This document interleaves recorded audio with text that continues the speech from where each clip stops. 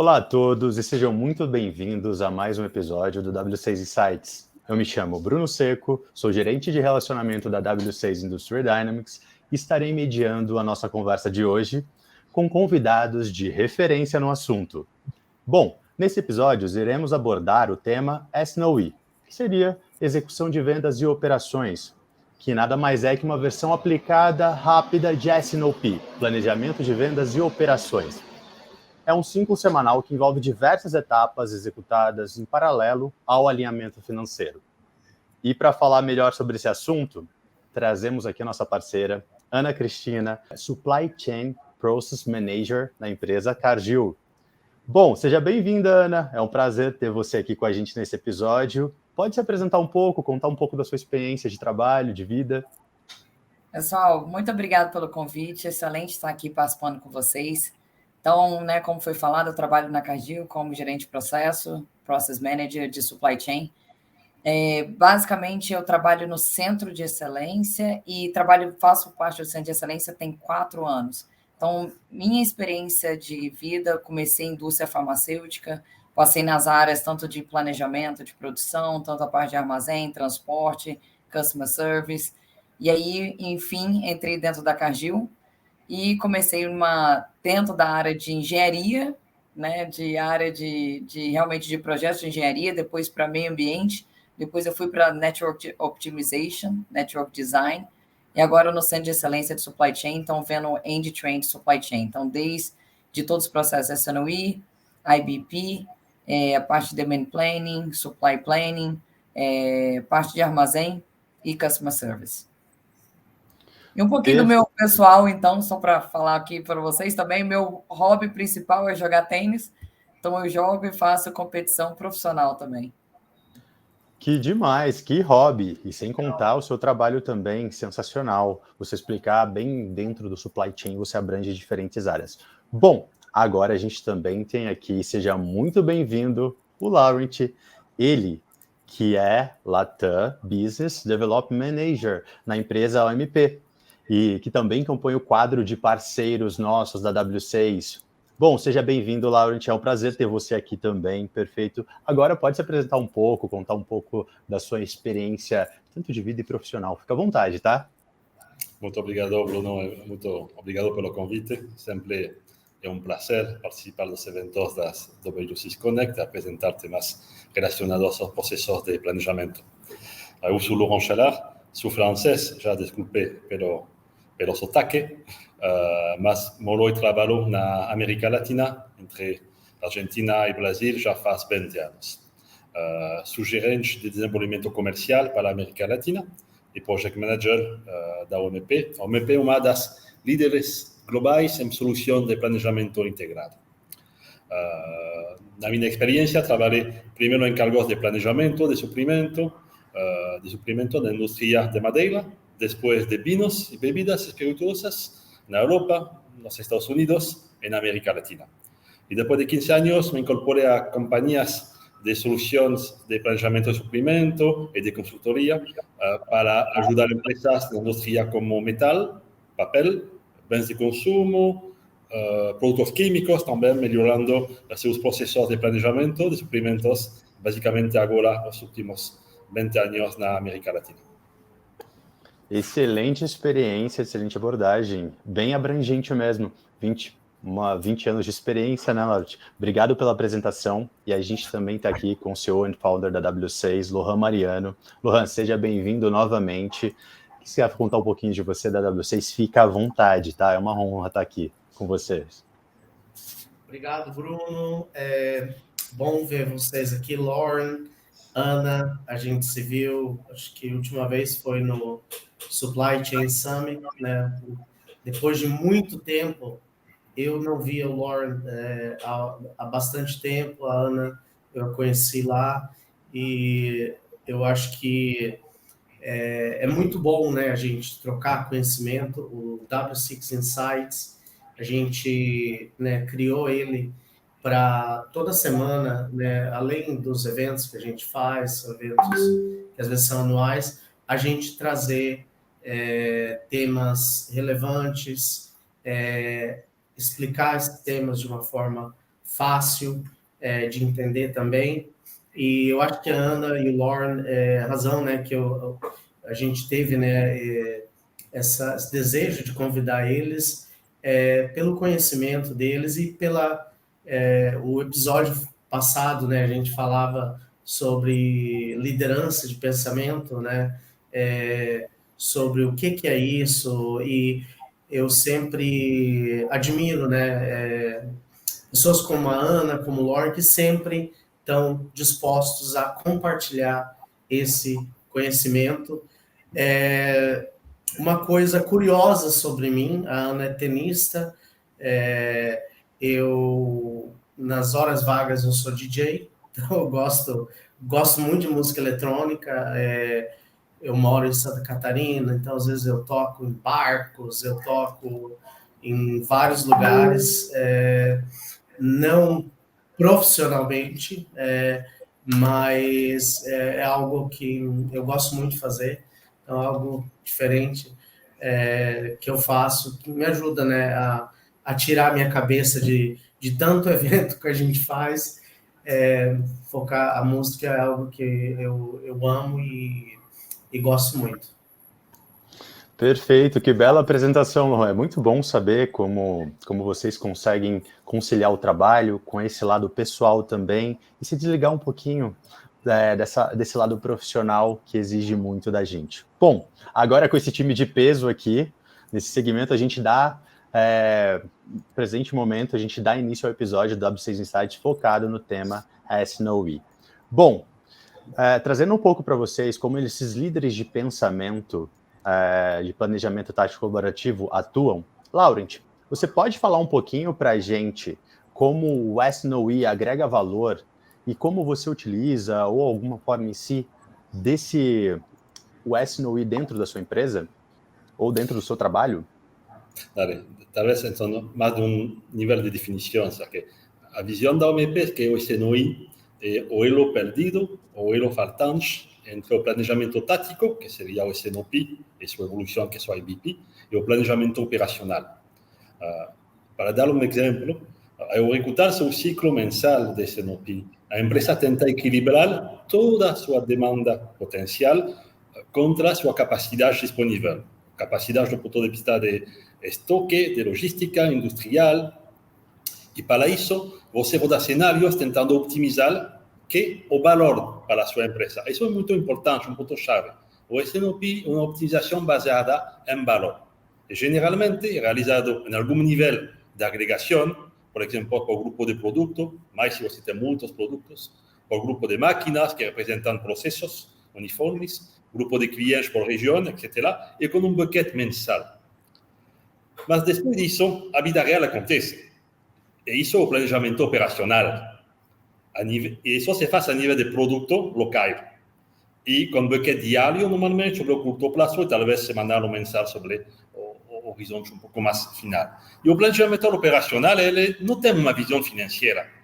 Ele tenta maximizar o uso industrial, ele tenta minimizar o tempo de setup, ele tenta evitar produtos sem falta, ele tenta ter uma visão realmente operacional. Então, o S&OP é o conjunto das atividades e os processos que permitem conciliar essas duas visões, que são duas camadas de planejamento, uma é o S&OP e outra o planejamento operacional.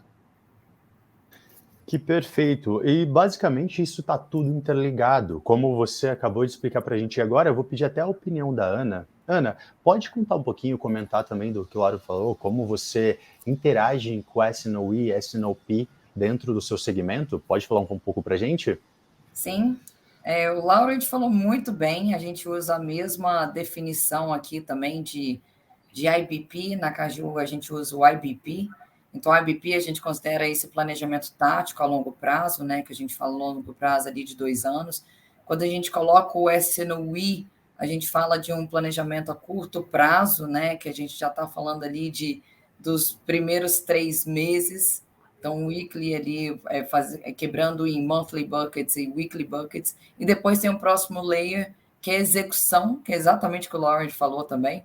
Então, essa comunicação entre IBP, S&OP, depois execução, e depois da execução tem algum problema, escala para S&OP, tem algum outro problema, escala para o IBP. Então, essa visibilidade, esse fluxo de comunicação é extremamente importante.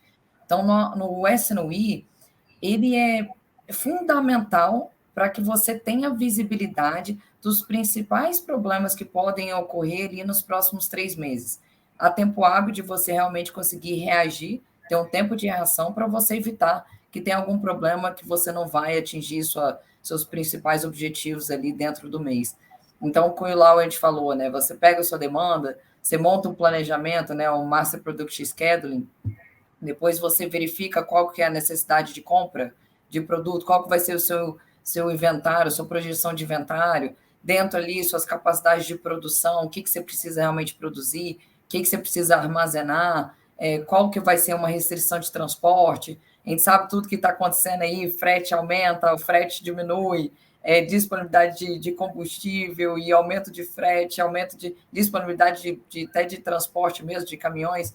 E aí, isso tudo, você com esse planejamento ali, a curto prazo, nas 3 semanas, você consegue ter essa visibilidade, consegue ter essas discussões para você evitar algum outro problema. Então, você tem um tempo de reação maior dentro da empresa. Então, muito bem falado, Laurent, aí, então, complementando isso. Perfeito, é muito inteligente entender isso, que você tem ferramentas para mapear se algo pode estar saindo do contexto, se pode estar saindo errado. Isso é interessante. E agora, Lohan, vou deixar a palavra com você, porque recentemente você postou um artigo de S&OP, perfeito? E perante a fala do Laurent e da Ana, você pode colocar o seu parecer perante o assunto junto com o post, o seu artigo. Pode contar um pouco para a gente sobre isso? Posso sim, Bruno. Eu acho que tanto o Lauren como a Ana colocaram, né, isso de uma maneira fácil de entender e falaram um pouco, né, da importância e qual o valor. A razão que eu tô, toda semana eu estou escrevendo alguns artigos de temas que a gente aborda, né, em eventos. O S&OP, primeiro, é algo que cresceu tanto, a gente faz eventos de supply chain há alguns anos, então o que a gente viu cada vez mais havia uma necessidade dos profissionais das empresas entenderem o S&OP por conta da necessidade da implementação, né, do S&OP nas empresas do Brasil, na América Latina, algo que as empresas, né, na Europa, Estados Unidos estavam muito mais avançadas, então times locais estavam cada vez mais interessados em aprender sobre isso. Então a gente acabou criando um evento, Brasil primeiro, para falar só de S&OP, e recentemente um evento Latam. Quando a gente fala de S&OP, S&OE, IBP, dá nó na cabeça das pessoas, tá? Então, acho que o primeiro objetivo foi algo bem simples que eu escrevi. Então, o que é S&OE? Comecei com uma pergunta. Qual o maior desafio? Planejamento ou execução? O S&OP, ele, né, Sales Operation Planning, como a Ana colocou, algo, né, que vai de 3 a 18 meses, e as organizações modelam os planos com base na previsão de demanda.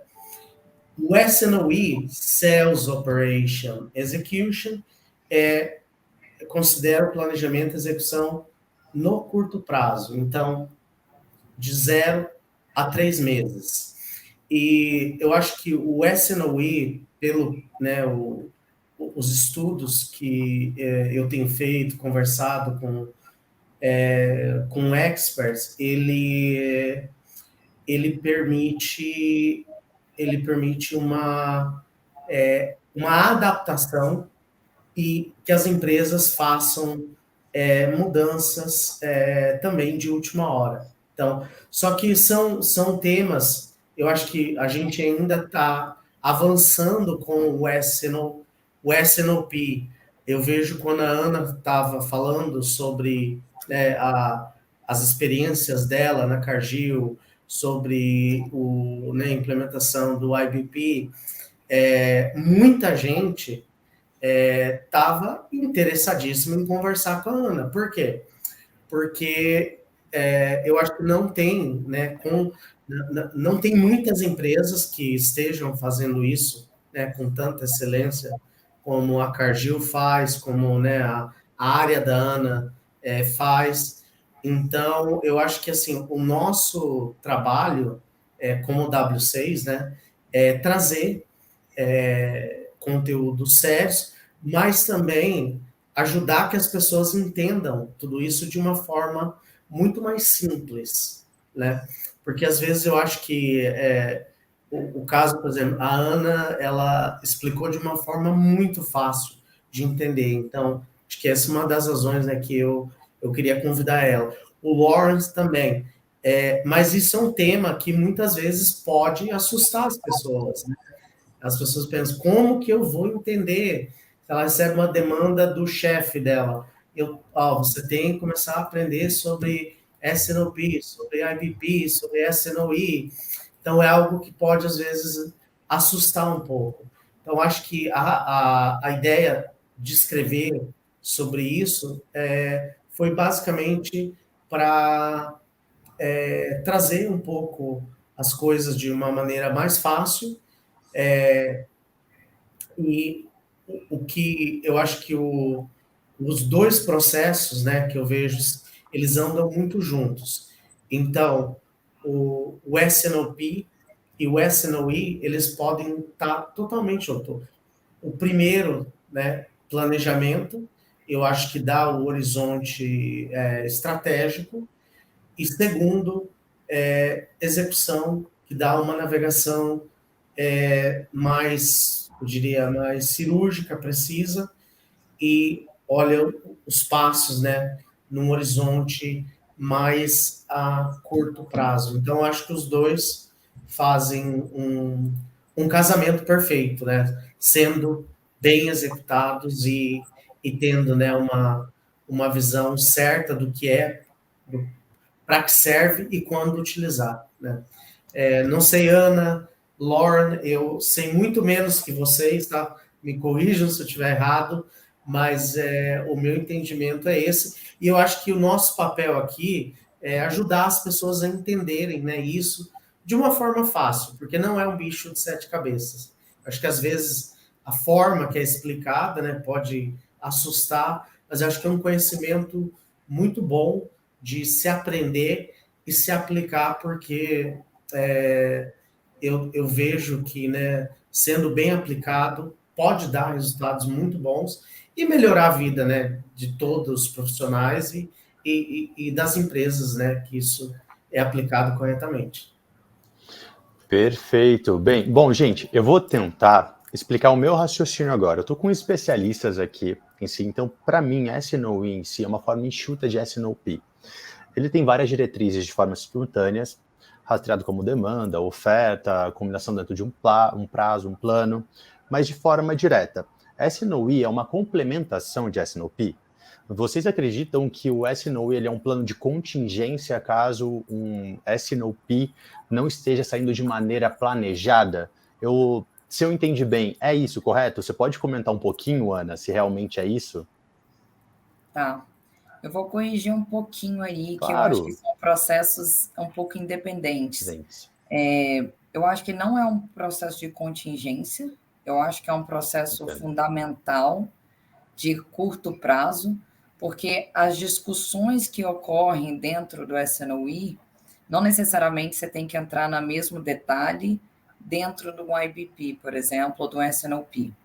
Então, eu acho que imagina mesmo em camadas de conversas e governança, no qual você tem uma conversa ali com pessoas estratégicas dentro da companhia que você discute o IBP.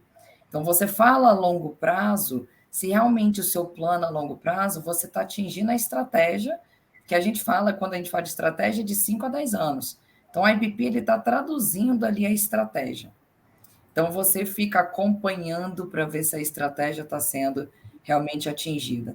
E aí, quando você vai para a SNOI, você tem que garantir que o que você está falando ali, realmente, você consegue fazer de uma forma de execução. Você faz uma operação daquilo que é no SNOI, você tem essas discussões operacionais, no qual você tem que realmente montar um plano mais estruturado, com mais nível de detalhe, para que você depois passe isso para execução para as pessoas executarem. E aí o que acontece dentro da SNOI, você está falando aqui, você coloca ali 3 meses. Por isso que a SNOI são conversas semanais, porque a cada semana pode acontecer algum problema. Você está com um plano aqui, você falou assim, olha, dentro desse mês eu vou produzir X na primeira semana, Y na segunda semana, Z na terceira semana, a gente não tem problema de transportes, já nosso plano de planejamento, nossa projeção de inventário está ok, vamos conseguir atingir a demanda, vamos conseguir armazenar, vamos conseguir ter um melhor OTIF, né, porque o OTIF também é um dos indicadores que a gente conversa dentro do SNOI. O SNOI também, você verifica o seguinte, de acordo com as ordens que estão chegando, faz sentido aquele seu plano? A gente vê muito ordem, né? O recebimento de ordem bate com o que a demanda está falando, então você compara ordem, né, em mãos versus o que você realmente está planejando, versus o que você realmente planejou para produzir, versus o que você realmente planejou para comprar. Então, e aí, quando a gente fala de ordem, o cliente, a gente muitas vezes não tem controle de quando as ordens vão entrar, esse faseamento de quando as ordens vão entrar. Então, por isso que no SNOI você faz muito esse gerenciamento dessas ordens. E como que está essa projeção dessas ordens? Como é que está o faseamento dessas ordens? E aí é interessante que dentro da SNOI você começa a ter muita visibilidade e começa a fazer o tracking disso, que lá na frente você vai começar a entender o perfil do cliente. Bom, esse cliente sempre coloca nessa semana. Então, beleza, quando eu for lá fazer meu planejamento mensal e depois quebrar em semanal, poxa, sei lá, como que a gente faz para atender esse cliente? Como que a gente faz o planejamento de produção? Será que se ele coloca sempre na primeira semana e a gente tem que entregar na primeira semana, será que a gente já não constrói o inventário na última semana para entregar ou não? Então, como que a gente faz a gente chama de safety stock. Então, você faz toda a estratégia sua de inventário. Então, acho que eu falei muito aqui, mas assim, eu não considero contingência. Você usou uma palavra que eu gosto muito, eles são complementares. Então, o SNOI, ele é essencial ali para munir o IBP de informação para que seja tomada decisões. Vou dar um exemplo assim muito simples assim de algumas decisões que podem ser escaladas ali também para o IBP. Você tem um contrato ali, ou então uma demanda de um cliente. Só que você está vendo que o que você coloca no seu forecast não é o que realmente o cliente está colocando. Então, a gente começa a escalar, a gente tem essa discussão dentro da SNOI, mas escala para o IBP para ver se a estratégia está correta. Será que tem que fazer algum ajuste de demanda, né, nos próximos meses? Né, porque quanto mais você coloca em forecast, nesse forecast que a gente começa a avaliar, se você não tiver um demand sensing para avaliar realmente as ordens, realmente é o que você faz para avaliar para comprar material, para você fazer, né, verificar a capacidade de produção, capacidade de armazém, muitas vezes sai algum tipo de investimento ali. Então, realmente, essas decisões, né, você realmente tem um detalhe maior ali dentro da SNOI e você consegue escalar para o IBP. Então, é bem interessante. Essas governanças, quando elas funcionam bem, todo mundo sabe seus papéis e responsabilidades, esse fluxo de comunicação ele flui muito bem dentro da empresa. Então, acho bem importante esses processos complementares. Perfeito, você explicou super bem. Isso é interessante porque eu tinha uma visão e aí eu expliquei isso e basicamente é uma complementação, é uma análise constante se o seu planejamento está certo, se o seu cliente está certo, se você tem demanda para isso, esse planejamento constante, se você consegue suprir e atender o seu cliente nessa linha de produção que você tem. Isso foi bom, foi muito mais esclarecedor. E, Laurent, você tem alguma coisa para complementar? Porque toda experiência, ainda mais em 20 anos de mercado, é sempre muito bem-vinda. Se tiver algo para complementar, puder falar um pouquinho mais, fica à vontade, tá?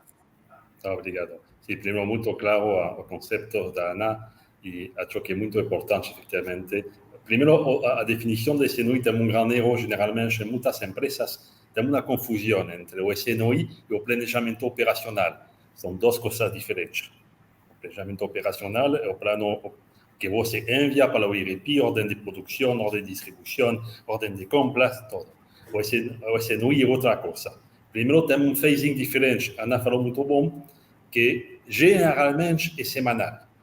A gente ajuda bastante empresas de diferentes setores, pode ter diferença por setor que é muito mais dinâmico, pode ser várias vezes por semana.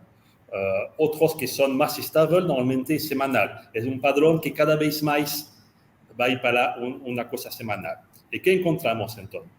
Devido que o SNOI são todas as atividades para conciliar o planejamento operacional com orientação tática de SNOP, você tem várias atividades. Primeiro, você, uma vez que você roda seu SNOP, vai ter que publicar ele, enviar para o planejamento ele, que vai ser o direcionamento do planejamento operacional. E você tem que oferecer também funcionalidades de alertas para que o planejamento operacional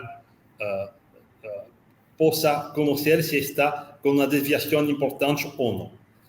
Depois, outro nível, que não é mais que uma publicação, seria a automatização. Quando você faz uma escolha durante a reunião mensal de SNOP, você vai tomar a decisão, por exemplo, de sourcing, que eu apenas fabricar tal produto desde a planta preferida, não desde a planta alternativa, que eu não fazer, não ter terceiros para a fabricação, apenas fabricação in-house, que eu respeitar minha menu target stock, o que seja adentro. Forma parte das definições do cenário escolhido. Como faça depois o dia a dia para levar isso em conta e considerar isso durante o planejamento operacional? Isso é importante poder operacionalizar de um jeito automático, fechando, abrindo linha de transporte, limites, que alterando os parâmetros de um solver, de um optimizador. E isso é importante, e isso se pode fazer isso apenas se as duas camadas ficarem um sistema unificado. Acho que algo muito importante para a excelência e a velocidade do processamento de SNOI e poder contar com um sistema integrado que faça as duas camadas, tanto do planejamento tático como do planejamento operacional. E depois tem o bombeiro, que é o planejamento operacional. O planejador operacional também tem que apagar incêndios. Ou se vamos assumir que temos sexta a reunião de SNOI para revisar semanalmente, que estamos mais ou menos acorde com o que tínhamos definido para a SNOP. E que segunda tem uma quebra de uma máquina importante, ou que segunda tem uma reorder muito importante que altera tudo, ou que segunda o fornecedor anuncia que não vai poder entregar um insumo crítico, você não pode esperar até sexta. Por isso, o que vemos cada vez mais com os clientes que assessoramos é que a noção também de o planejador SNOP de plantão, que ele, em caso deste tipo de dificuldades, vai ter que receber o cenário do planejamento operacional, rodar de novo com uma optimização econômico-financeira com as novas restrições de não disponibilidade de máquina, de disponibilidade de matéria-prima e entregar um novo cenário optimizado que vai ser a guia para o planejador operacional. Então, realmente é uma complementar o SNOP e, sobretudo, supervisar que estamos sempre conciliando o planejamento operacional com o SNOP. Sim, um complementa o outro, no caso. Então, é um estudo de caso que sempre vai complementar esse planejamento constante. Lohan, você tem algo para agregar? Quer falar um pouquinho mais sobre tanto o seu artigo quanto o que eles comentaram aqui? Pode falar, Laura. Eu fui de Laurent e Laurent. Não, fica à vontade, é isso. Laura, pode complementar. Não, tá bom, para você. Eu tava lendo, eu tenho lido bastante sobre o assunto e eu acho que quando a gente fala, né, falando um pouquinho mais em tecnologia, né, do machine learning, quando a gente fala, né, de SKUs, Stock Keeping Units de, né, maiores que 11 mil, grandes volumes de sortimento, a capacidade de prever com precisão, né, demanda, e quando a gente fala de machine learning, o SNOE, pelo que eu tenho lido, né, o pessoal são postos sobre machine learning, o SNOE, né, ligado à aplicação machine learning, o SNOP é muito menos, está sendo cada dia menos utilizado, e para grandes volumes, né, grandes matrizes, volume de sortimento, o SNOE é o que está sendo muito mais utilizado agora. Então, eu queria fazer uma pergunta, primeiro para a Ana, depois para o Lauren. Se, quando a gente fala, né, especificamente em tecnologia, vocês acham que em algum momento o SNOP vai ficar obsoleto? E o que eu acho que, né, o que eu tenho, eu lido muito sobre isso. O SNOE é o que o pessoal usa hoje em dia, turbulência, né? Então, o cliente, você fez todo o teu SNOP, só que o SNOP é de ontem. Hoje, o mercado, né, ordens mudam, o cliente hoje pede isso, amanhã já não precisa. Então, o mercado hoje em dia está em constante mudança. Então, o SNOE é o que, né, o que ajuda essa adaptação, né, no dia a dia. Mas vocês acham que, em termos do que está sendo, né, desenvolvido em termos de ferramentas de tecnologia ou machine learning, acho que o SNOE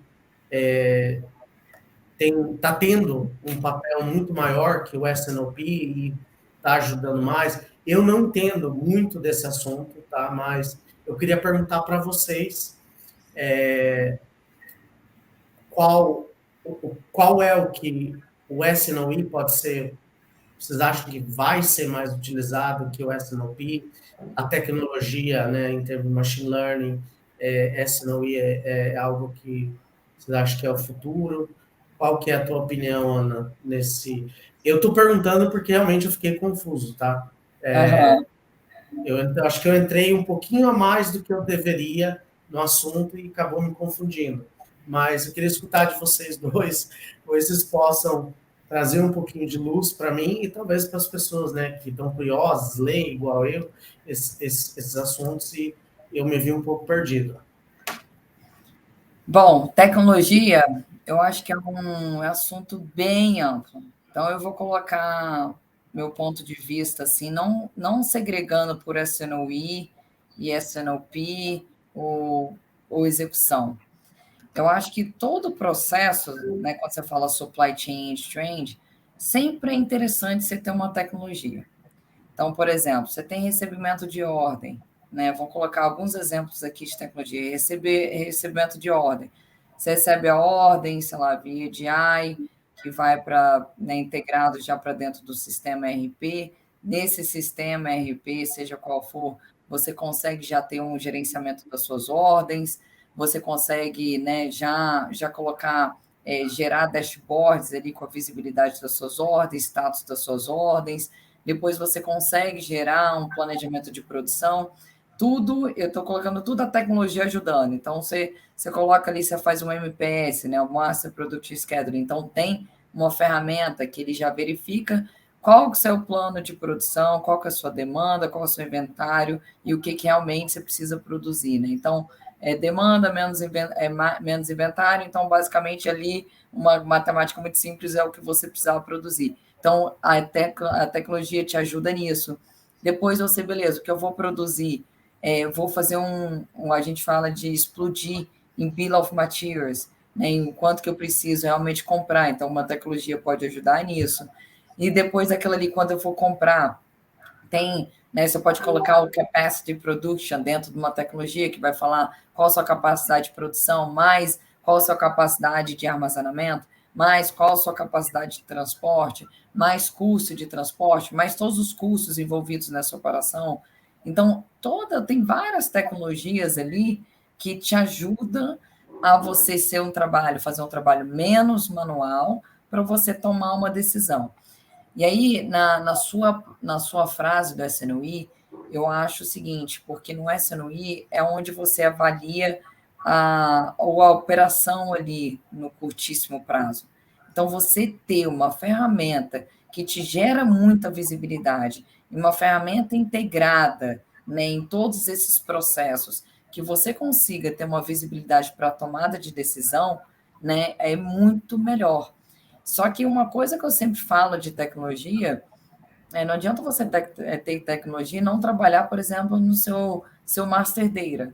Então, você tem que ter um master data muito robusto para que a tecnologia gere realmente dados reliables, né? Dados realmente reais para você tomar a decisão. Então, e aí, né, voltando, né, esse ponto de tecnologia nessas camadas, eu acho que é muito importante ter tecnologia desde ali da parte de execução mesmo. De SNOI, né, como eu falei, ele te dá visibilidade, ele te gera dashboards para tomada de decisão, para você ter um tempo maior de reação. E eu acho que no IBP também, porque quando depois você coloca qual que é seu plano e você coloca a longo prazo, nessa mesma tecnologia, né, você consegue já ter uma previsão ali de longo prazo. Eu não estou falando que você não vai ter uma tecnologia só para IBP ou uma tecnologia só para SNOI.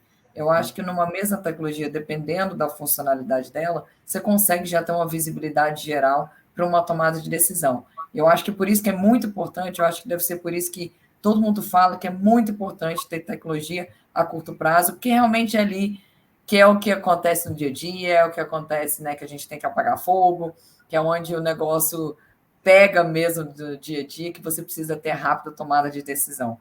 Então, aí a tecnologia ajuda demais você ter essa visibilidade. Então, é um pouquinho disso. Escutar um pouquinho o Lauert aí também.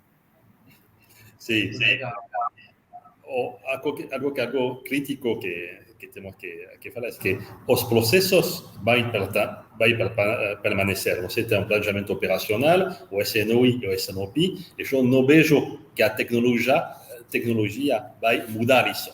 A tecnologia vai dar suporte para isso e vai automatizar cada vez mais, mas os processos são os mesmos e vão permanecer. Isso com certeza. Agora, onde mais poderia impactar alguma tecnologia ou outra? Você falou, por exemplo, da inteligência artificial ou o machine learning. Machine learning, o que vemos com os clientes e os melhores sistemas agora é que os sistemas agora têm capacidade de reconhecer, em função de padrão, de uma dificuldade, de conflito que você tem, quais são as soluções que sempre tomam o planejador. Quando o sistema vai reconhecer que 2, 3, 4 vezes sempre o planejador vai escolher a mesma solução, então adapta ela e faça sozinho, por exemplo. Temos isso a nível de machine learning. A nível de inteligência artificial, é mais complexo e vai para diferentes capas de planejamento. Sim. Por exemplo, o que temos muito é quando você tem o problema, o recharger, ou a matéria crítica que fica com atraso, ou a quebra da máquina. Aí o sistema tem capacidade, um jeito automático, de analisar todas as possibilidades, de rodar cenários sozinho e de propor para vocês as penas melhores, acorde a parâmetros que você já definiu. Isso é inteligência artificial. Vai facilitar e vai encontrar muito rapidamente a melhor jeito de se reorganizar e de encontrar o melhor jeito de, por lo menos, mitigar os impactos ou efeitos deste evento. Se você fala, por exemplo, de forecasting, na parte de forecasting, agora se usa muito a inteligência artificial com o demand sensing. Você analisa, porque depois da pandemia, depois da inflação agora, os comportamentos dos consumidores mudaram muito e temos cada vez menos acuracidade nos planos de demanda, porque o análise do passado não é tão bom que foi durante 10 ou 15 anos. Então, temos que analisar a muito curto prazo qualquer desvio sobre os produtos críticos que temos e o sistema ter capacidade de encontrar padrões e propor um novo plano de demanda e não esperar fim de mês para um novo ciclo de demanda para fazer isso. Legal. E, Ana, qual que é o impacto no teu dia a dia, no teu trabalho, aplicando esse conhecimento, né, seguindo essa metodologia? Qual que é a diferença que você vê no teu dia a dia comparando com quando você não utilizava ou não tinha tanto conhecimento? O que pudesse falar, né, as 3 principais benefícios, tanto para a empresa como para o teu trabalho também como profissional? Da tecnologia, né, que você diz. Em geral, agora. Tá.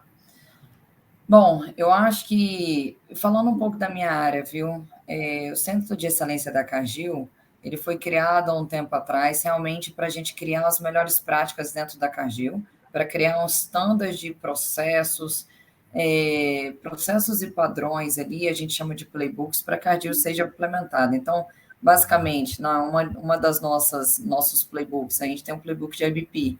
Então, como que implementa o IBP? Então, quais são os tópicos que a gente tem que discutir? Quem são as pessoas, governança, qual tecnologia para suportar, master data, quais são as métricas? Então, eu acho que essa área, né, que foi criada, e, né, eu falo também do meu desenvolvimento profissional, a nossa área, ela realmente ela ajuda, a gente tem esse conhecimento técnico e das melhores práticas, que a gente sempre está atualizado nessas melhores práticas, para a gente realmente ir lá dentro dos negócios dentro da Cargill e a gente conseguir ajudá-los a aumentar toda a maturidade nesses processos. E escolher também as melhores tecnologias, melhorar em processos, quais são os melhores skills, treinamento de pessoas, métrica, master data. Então, a gente faz a gente chama de assessments, que a gente vai dentro das empresas, verifica qual a maturidade, realmente desenvolve um plano de melhoria de processos, né, de implementações de processos em geral, e tecnologias, e master data e tudo. Então, a gente segue esse padrão e depois a gente entrega a gente chama de roadmap de melhoria para a empresa. Então, acho que é bem interessante, né, quando a gente fala da minha área, como que a minha área consegue capturar, então, por exemplo, esses bate-papos que a gente está tendo aqui, né, eu fui fazer uma palestra em Amsterdã, então eu aprendi muito lá também, como que o mundo está, o que eles estão fazendo fora Brasil também.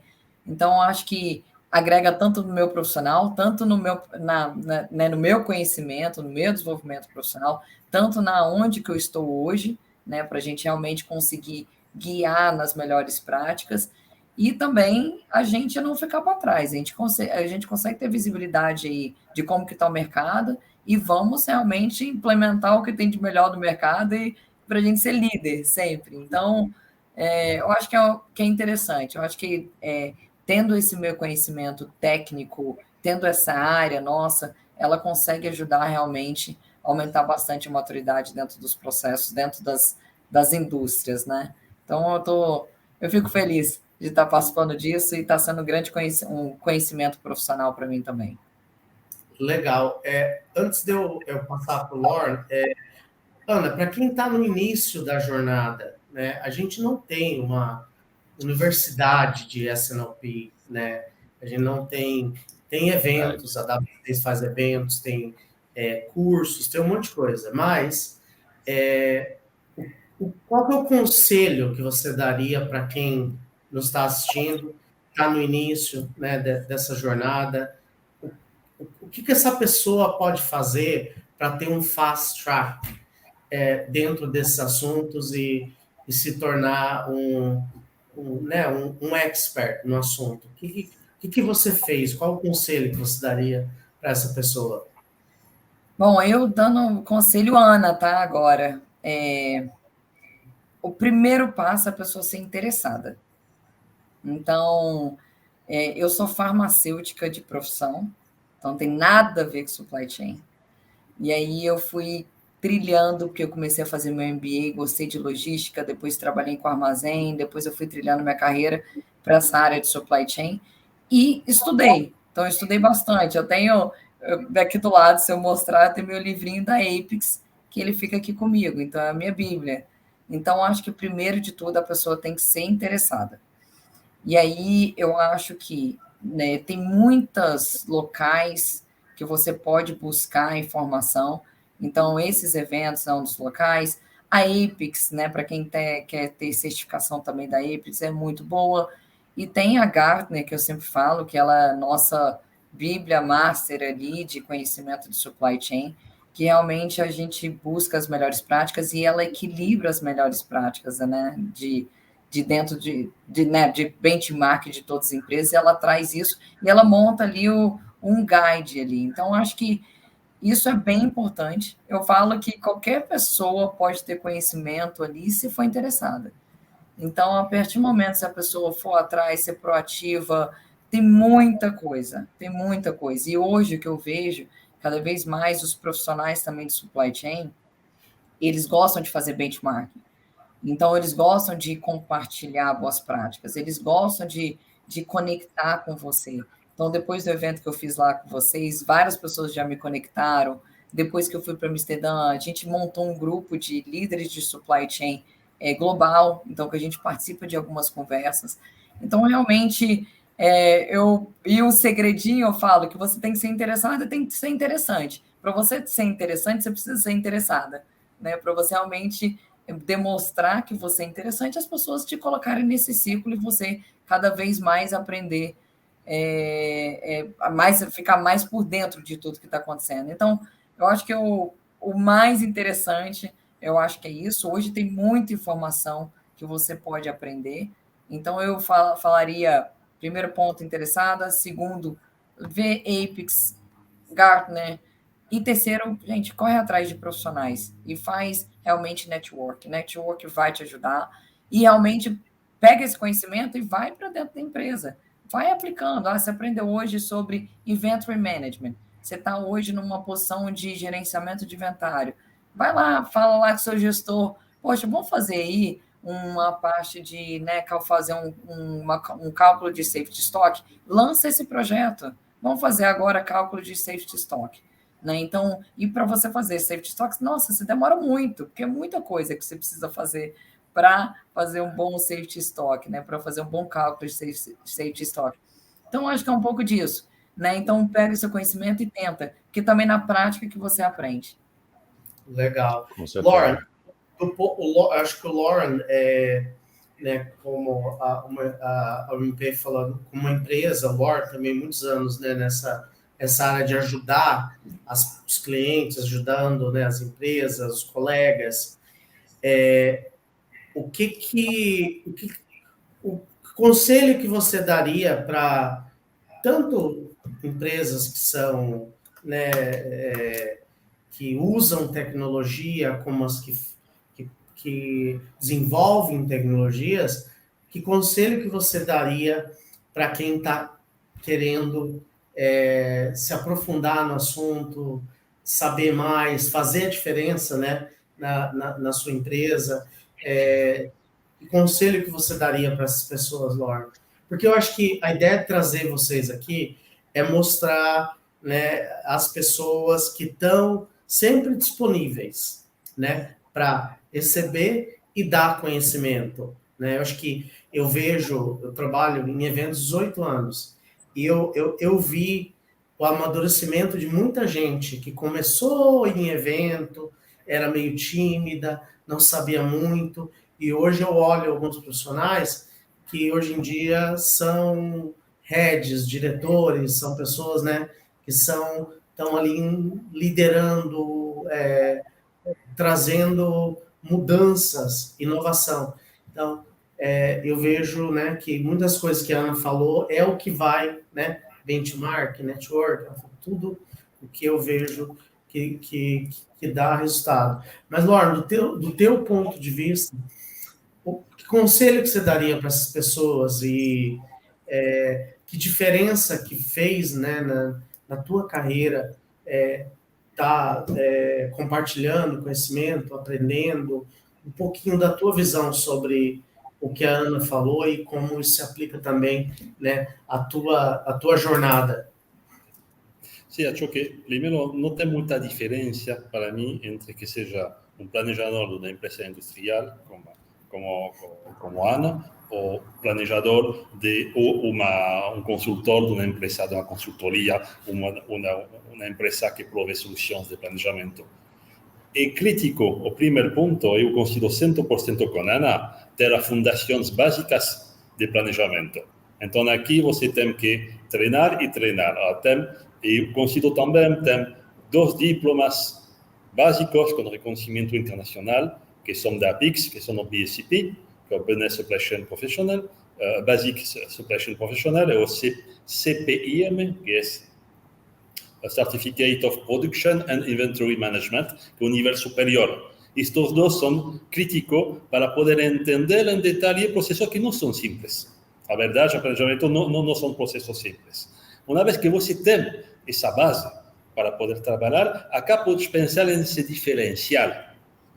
Agora vemos pessoas que começam a fazer especializações, por exemplo, em Data Analytics. Outros que vão fazer especialização justamente em inteligência artificial, em machine learning, para ter uma diferenciação respeito da massa de potencial pessoas. Assim que, primeiro o básico, a fundação, e depois especialização, e tem muitas agora, e temos a sorte agora com a tecnologia que você tem muitas plataformas para poder facilitar justamente este conhecimento.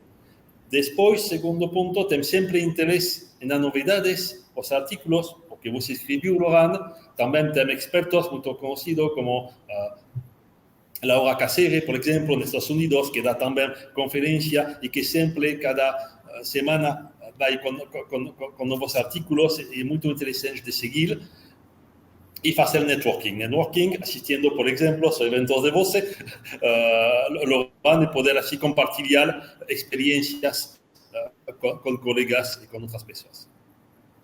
Legal. Perfeito. Bom, pessoal, bem explicativo. A gente consegue, então, compreender o S&OP, o S&OE e o IBP, como eles são totalmente juntos e que a gente esteja com dois experts aqui, o terceiro agora, e foi muito conclusivo isso para mim, tirou muitas dúvidas em entender como funcionam esses processos, como, no quesito inteligência artificial, mapear esses processos com S&OE vai ajudar o planejamento. E, gente, para não dar tanta delonga, a gente está chegando ao final desse episódio. Eu estou aqui para agradecer, foi muito esclarecedor para mim entender um pouquinho como funciona cada etapa em si, S&OE, S&OP, IBP, entre outras. Muito obrigado a presença de vocês aqui, de coração mesmo. E bom, Ana, agradecendo a sua presença, se você quiser despedir, falar um pouquinho como foi essa experiência para você, fica à vontade. Pessoal, obrigada, viu? Laura, que eu sempre falo com você, a gente se falou também quando eu estava viajando, então foi sempre um prazer aí, a gente já está sempre em contato, e sempre muito bom compartilhar essa experiência, e de novo eu encontrei com o Lloyd também, que tem um excelente network e conhecimento, né, técnico também, então é muito bom ficar trocando essa experiência. Então, muito obrigada aí pelo convite. Eu que agradeço pela sua troca de experiência, Ana. E, Laurent, obrigado por esclarecer várias dúvidas em si. Se quiser dar um parecer, fica à vontade, tá? Não, obrigado, sim. Muito obrigado a vocês pela oportunidade. Sempre um prazer também compartilhar com a Ana, não unicamente sobre experiência, mas sobre definição, sobre conceito que eles fazem e diferença por indústria. É sempre enriquecedor deste ponto de vista. Assim que muito obrigado pela experiência. Eu que agradeço. Estamos com experts aqui. Lohan, obrigado pela participação também. Muito obrigado. Tem algum parecer? Fica à vontade, tá? Não, só queria agradecer a você, Bruno, também. É um papel novo para o Bruno aqui na W6, então o Bruno fez um ótimo trabalho. Obrigado, Bruno. Eu que agradeço.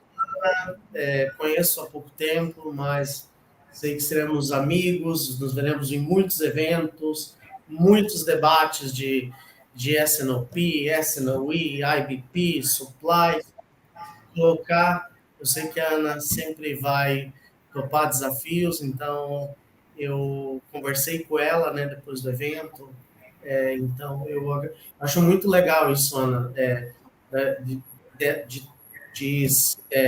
eu estava conversando com o Eduardo Montari. O Eduardo é um dos profissionais que eu conheço há muito tempo e eu vejo o respeito que ele tem de muita gente. A gente teve, eu até contei para ele, a gente teve duas palestras no evento Supply Chain. Uma era presencial, a outra o Eduardo está na Grécia. O Eduardo, mesmo na Grécia, quando citaram que era o Eduardo falando, a palestra dele teve quase o dobro. Não menosprezando quem estava na outra sala, mas eu acho que é isso, né? A gente, pessoa que sempre está disposta a compartilhar conhecimento, ela aprende muito. Eu aprendo muito quando eu escuto. Então, apesar de eu não estar na área de vocês, eu acabei absorvendo muita coisa nos meus 16 anos trabalhando, né, em eventos e tal. Então, agradeço muito, Lore também. Eu acho que sempre, né, disposto a compartilhar, e a gente, né, esses episódios são para isso. Então, obrigado a todo mundo que nos está assistindo. E obrigado, Bruno, e parabéns aí para a tua mediação aí com a gente. Obrigado. Eu que agradeço. Gente, muito obrigado pela presença de vocês. E como eu sempre digo, uma despedida ela nunca é fácil, mas ela não precisa ser permanente. Então a gente se vê nos próximos episódios do W6 Inside aqui da W6 Industrial Dynamics e conheça mais os nossos insights. Até o próximo episódio. I see you later. Obrigado, gente. Tchau, tchau. Obrigada, pessoal. Pessoal, tchau.